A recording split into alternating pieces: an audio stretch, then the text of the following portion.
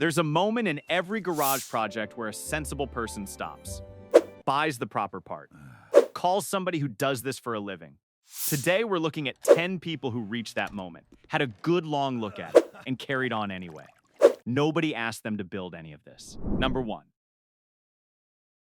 Sam White was 53, and he lived in Chester, Virginia, about 15 minutes south of Richmond. He ran a business, he had a family, and he had a hobby that had quietly turned into a second career. Sam collected Civil War ordnance, artillery shells, cannonballs. The heavy iron leftovers of a war that stopped in 1865 and left several 100,000 unexploded souvenirs scattered across the American South. A farmer turns one up with a plow. Somebody spots one in a creek bed. And sooner or later, it ends up on a workbench belonging to a man like Sam, who takes it apart, cleans it out, makes it safe, and sells it on to a museum or a collector. He was genuinely good at this.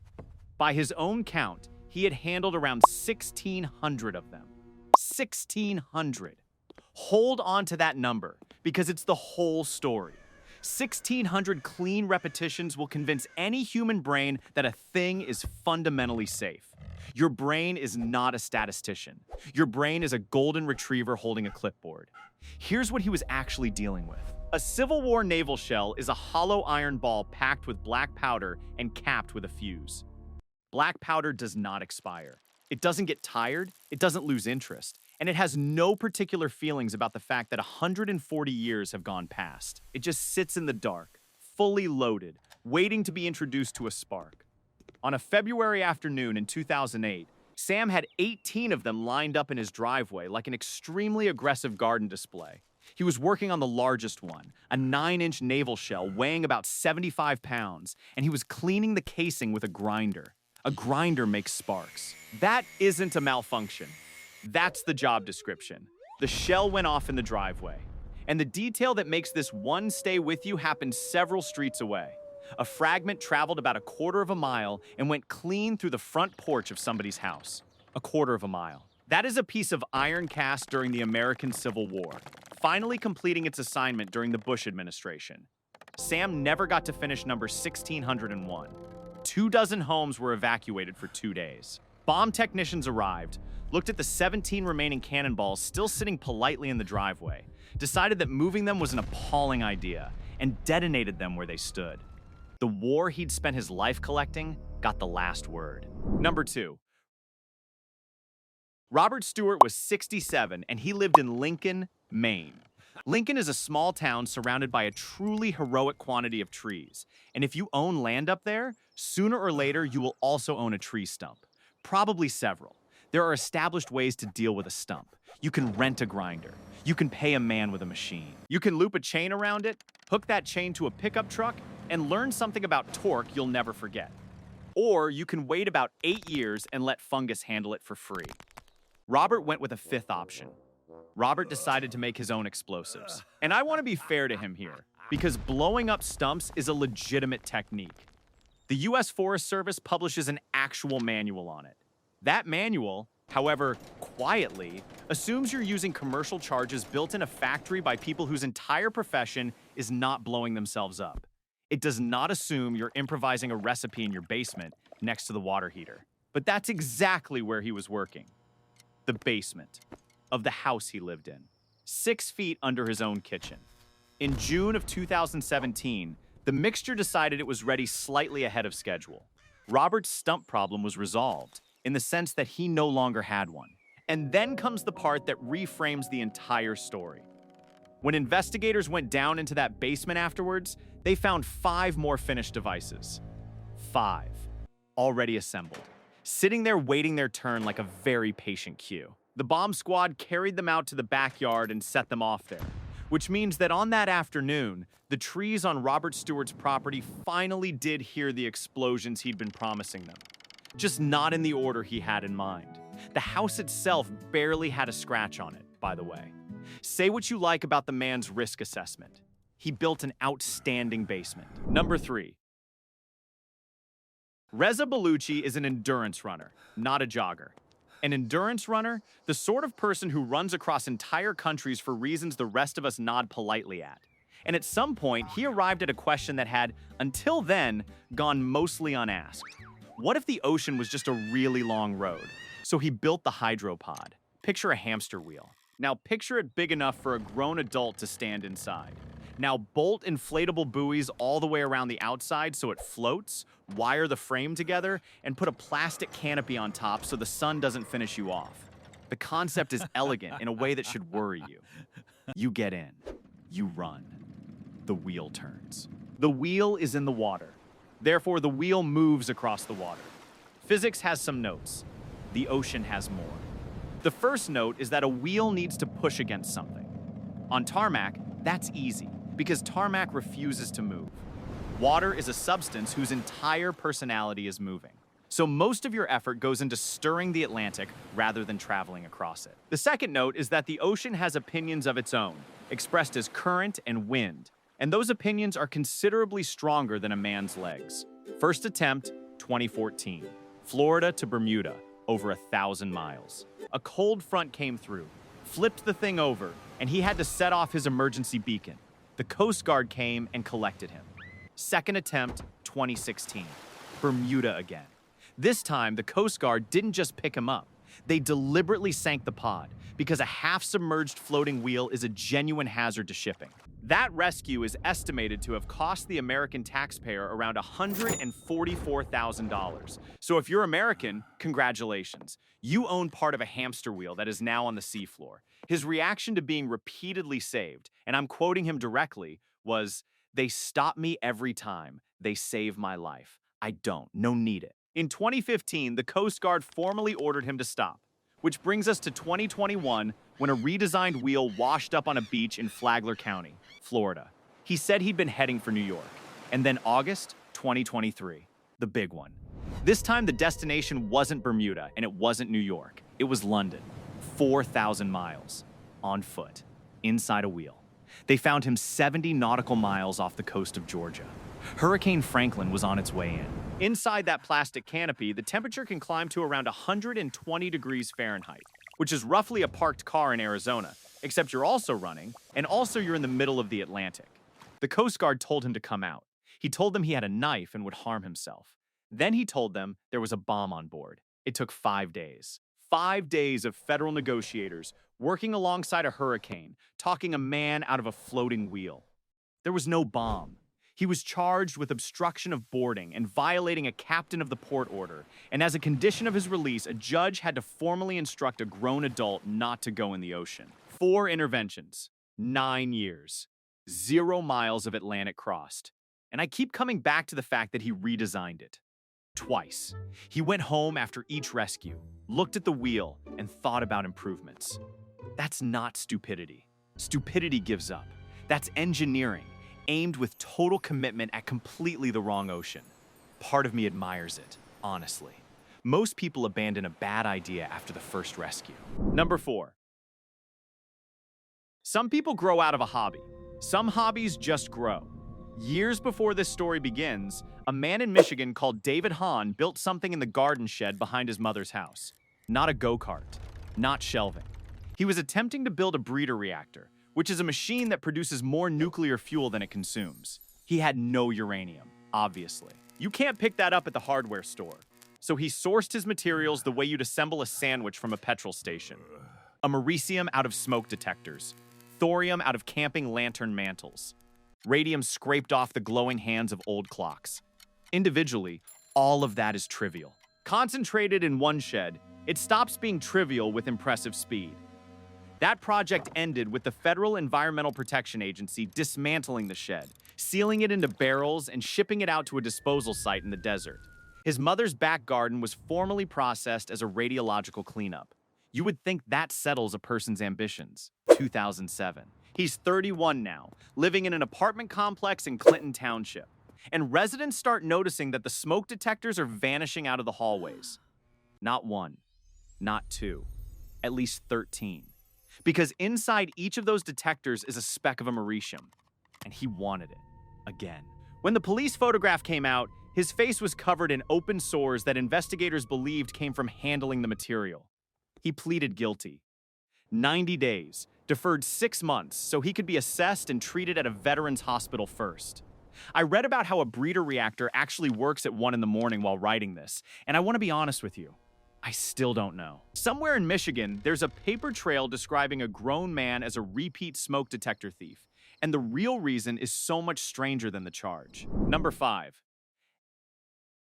Everybody hates their electricity bill. It's one of the few genuinely universal human experiences, along with heartbreak and pretending to understand what a VPN does. A homeowner in Edison, New Jersey decided to do something about his. The plan was solar. Fine so far. Normal people do this.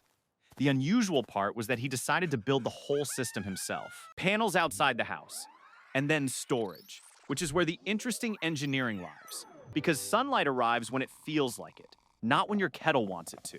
So you need batteries. He used lithium iron phosphate cells, and he did not put them in one place, in one enclosure, behind one shut-off switch. According to the local police chief, the batteries were around his house and in some sheds in his yard, with cabling running between them, part of it buried in the ground, and a chunk of the bank stored in the garage attached to the house. The chief's phrase for what he was doing was harvesting electricity, which is a beautiful description and also a small warning sign. Electricity is not wheat. It does not want to be gathered into a barn. Here's the thing about a big lithium battery bank. On a good day, it is a very quiet, very boring box. On a bad day, it enters something called thermal runaway, where one cell fails, heats up its neighbors. They fail too, and the whole assembly starts generating its own oxygen, which means the fire is no longer negotiating with you. It brought its own supplies. On the 13th of August, 2024, the bank in the garage went into runaway. Firefighters were there for more than an hour. A hazmat unit was called out. Lithium fires are notorious for going quiet, looking finished, and then coming back for a second opinion. The police chief pointed out that this kind of blaze can swallow tens of thousands of gallons of water. Nobody was hurt. No charges. Just a destroyed house and an electricity bill that was technically permanently solved. Look, if you know a story like this one, put it in the comments, because that's honestly where I find about half of these. Subscribe while you're down there. Number 6. Same idea. Different hemisphere. Considerably worse execution. In Epping, in the northwest of Sydney, a homeowner also decided to go solar, and also decided that professional installation was for people with more money than nerve. Here is the finished system. I want you to build it in your head one piece at a time, because the pleasure of this one is entirely in the sequence. Step 1. Solar panels. Not on the roof. Propped up along the back fence, leaning there like they're waiting for a bus. Step 2. Get the power indoors. Not through a conduit. Not through a wall port. Through the back door. As in, the cables came in through the open doorway, the way a garden hose does when somebody's washing the dog. Step 3. Storage. He'd assembled a battery pack out of second-hand lithium-ion cells. Second-hand. Cells whose entire previous life was unknown to him. How hard they'd been worked, how badly they'd been charged, whether anyone had ever dropped them down a flight of stairs. All of it, a mystery. He bought the cells and inherited their history without ever reading it. Step 4, and this is my favorite. He installed that pack inside the toilet cubicle. I've thought about that choice more than is healthy, and I think I understand it. It's a small room. It's out of the way. Nobody's in there long. From a certain angle, it is the most sensible, unused space in the house. From every other angle, it is a sealed cupboard with no ventilation, no fire barrier, and no way to see what's happening in there until it announces itself. In February of 2023, those secondhand cells did what secondhand cells eventually do. They failed, they exploded, and the house was destroyed. Nobody was home. And Fire and Rescue New South Wales made a point of saying so out loud in public, because their assessment was blunt. If this had happened overnight, they would have been telling a very different story. The panels on the fence came through it fine, incidentally. Lovely day for solar. Number 7.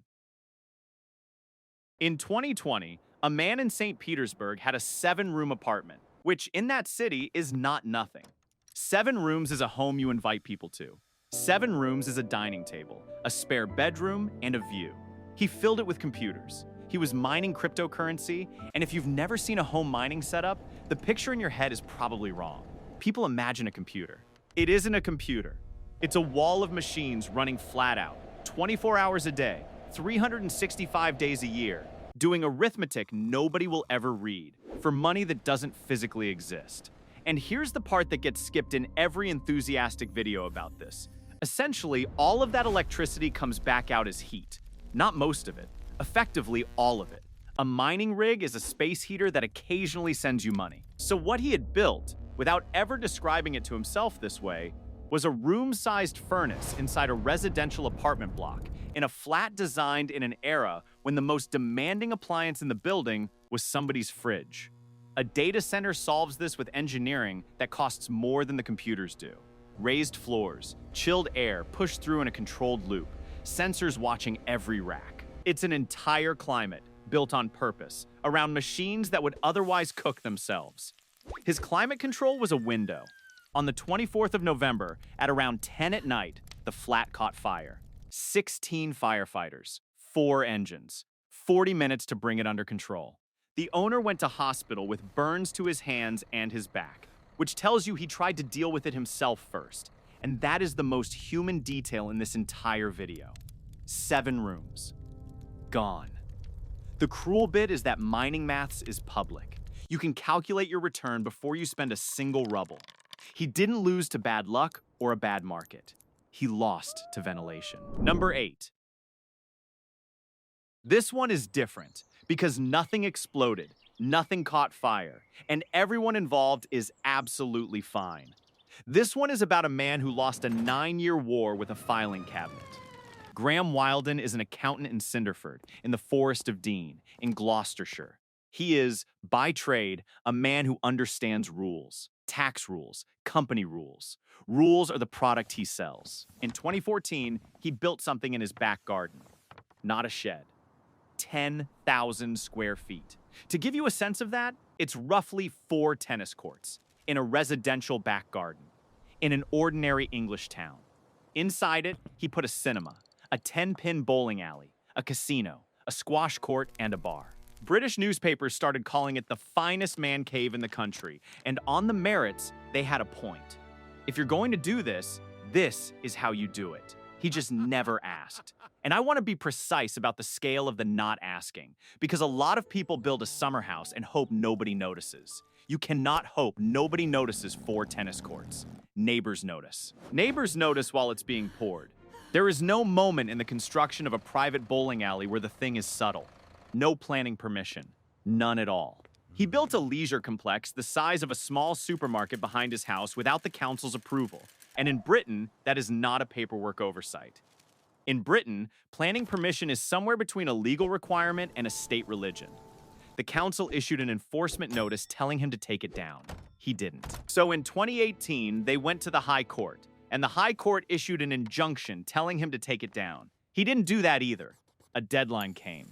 It went.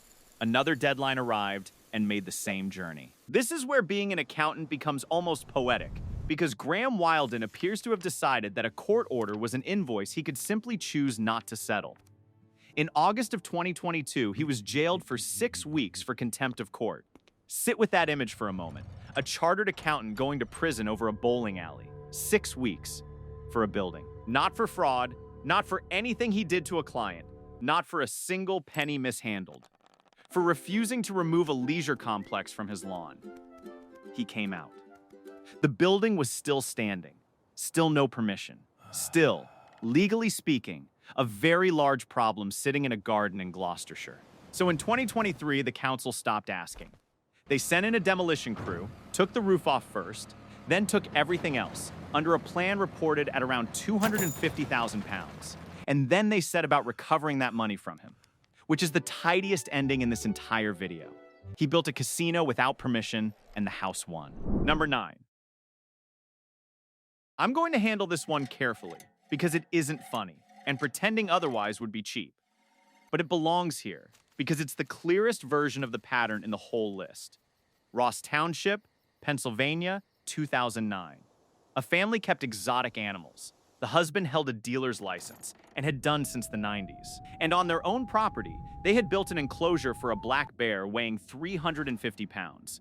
The enclosure was 15 feet by 15 feet, steel and concrete. Solid. Well made, even. And missing exactly one thing.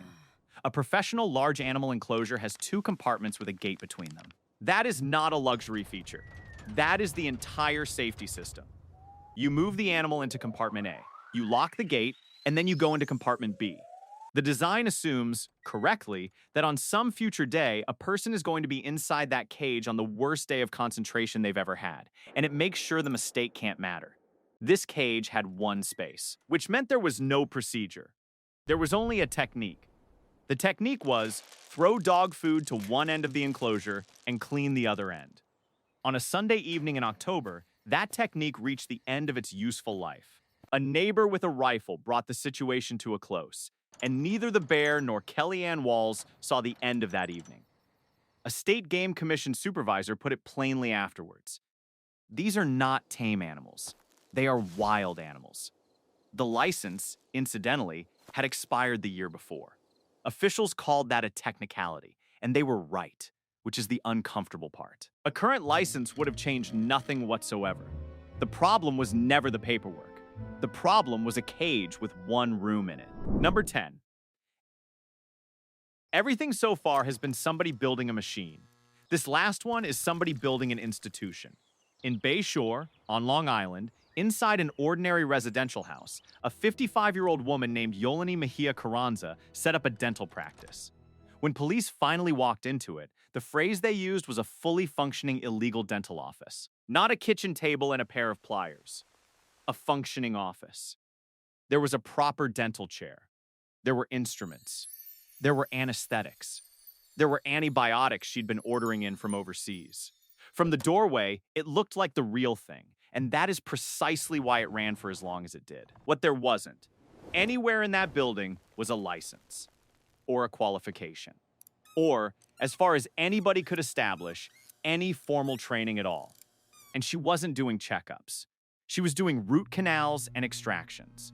A root canal is not a haircut. It's a procedure where a trained professional goes inside your tooth and removes the nerve. It is the reason dentists spend the better part of a decade in education, and it is the reason the anesthetic has to be the right one, at the right dose, for the right length of time. Hers wasn't. Police said she was targeting people without health insurance, largely within the local Spanish-speaking community. People for whom a real dentist was a number they couldn't afford, attached to a system they weren't confident would take them. That's what makes this the ugliest entry on the list. Every other person in this video was mainly gambling with themselves. She was gambling with the queue in her waiting room. Several patients came out of that house worse than they went in. At least one of them permanently. The case only opened because those patients started calling the police themselves. She was arrested in March of 2025 on multiple felony counts of unauthorized practice of a profession. And investigators then did something that tells you exactly how confident they were about the scale of it. They put out a public appeal asking more patients to come forward.